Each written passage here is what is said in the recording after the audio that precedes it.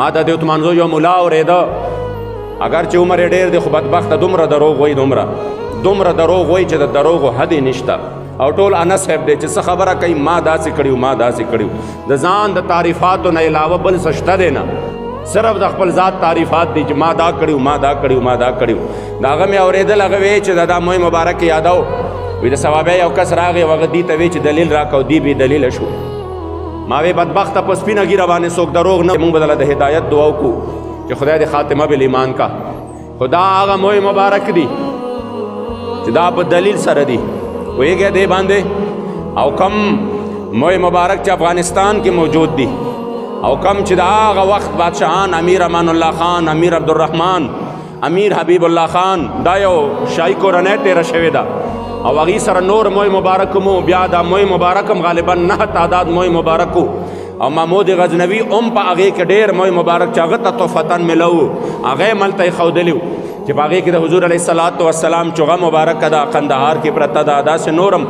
هغه ټول موی مبارک کې چې باباجي مبارک کله لاړه نو د دې امیر امان الله خان وزیرو او د زربچې ساداتو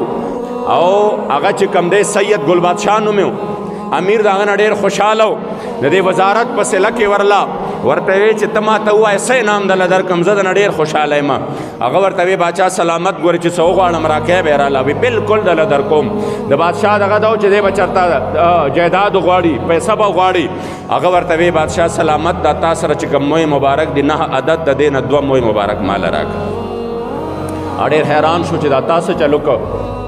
دا خو زمونږ د اسلافو نشانی مونږ سره پرته وه چې د هغې چې کوم دی مونږ ته دا سندن را رسېدلی دي. خو بهرحال ما تا سره واده کړې ده، نو هغه 2 عدد موی مبارک د زربچې د ساداتو د سید ګل بادشاه خپل وزیر له ورکړه. باباجي مبارک چې خبر شو کله چې دی مبارک جلاوطن شو 10 کاله افغانستان ته لاړه، او هلته کې یو سلسله د امر بالمعروف شروع شوه، نهی عن المنکر شروع شوه، جهادونو سلسله دلته شروع شوه. نو چا خبر کړ چې دغسې دلته کې یو علاقه ده په هغې کې موی مبارک دی، نو باباجي مبارک به ورته د دې د دیدار دپاره پیاده مزل به یې کو. خو ظاهره خبره د عاشقو تمنا دا و چې کاش دا موی مبارک ما ته ملو شي، خو هغه نه ورکول. چې کله باباجي مبارک جلاوطني ختمه شوه او واپس راغله، هلته کې د باباجي مبارک دوستانو هم کوششونه کول، او هغې هستۍ خپله باندې مولا الله په زړه کې دا واچول چې د دې زیات لایق چې د ادب او د احترام او د عشق او محبت یو غر دی نو هغه حاجي محمد امین رحمت الله تعالی علیه دی. نو په یو ګاډي کې په هغه ټیم کې په ډېر عزت او ادب او احترام سره دا ټول موی مبارک ایښودي وو، او دا راغلل د جرګې او د یو لوی وفد په صورت کې، او دلته کې حاجي آباد شریف ته راغلل، دلته چې کوم زوړ جومات او دې ځای ته راغلل او باباجي مبارک ته حواله کړل، او بیا په خپل لاس باندې سند ولیکه، په خپل لاس باندې سند ولیکه، او هغه سند اوس هم موږ سره موجود دی، هغه سند د هغې د لاس اوس هم موږ سره موجود دی. او بیا عزتمندو دا چې حدیث بیانوي او ځان ته د حدیثو بابا وایي، نو دوی اکثر د علامه بخاري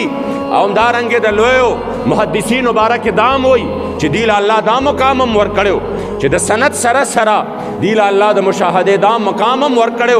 چې دی به د محبوب علیه السلام نه هم تپوس کو دا حدیث مبارک ستاسو دی. یاد ساتی د هغه عاشقانو چې د دې به ملاقاتونه هم کېدل د مدینې منورې د جانان مبارک سره. اوس هم هغه هستي لږ ورځې مخکې راغلی وه، نوم یې محمد امین دی، کراچۍ کې اوسېږي، پلار والا نوم د باباجي په نوم باندې ښودلی دی. هغه زما والد محترم د باباجي صاحب خلیفه و، د باباجي صاحب مرید و، وی د موی مبارک د مبارکۍ دپاره راغی. څو ورځې پس وی چې والد محترم راته وی چې زه دلته ناست وم چې باباجي صاحب مبارک راووته، او نور هم ډېر زیات خوشحاله او خندلی. ما ورته وی قربان ولې؟ وی راته وی چې جانان مبارک مې ولیده، او جما کریم آقا مبارک نه مې تپوس وکړه چې قربان دا زلف مبارک ستاسو دي؟ وی کریم آقا مبارک هم راته وفرمایل سندم موجود و، سندم موجود و چې څه د هغې لوازمات و هغه شوي و، خو د هغې نه پس هم چونکې دا عاشق و دته هغلته چې کومه رابطه وه هغه هم بحال وه، چې زما جانان مبارک ما ته وفرمیل چې او زما فقیره دا موی مبارک و زما دي زما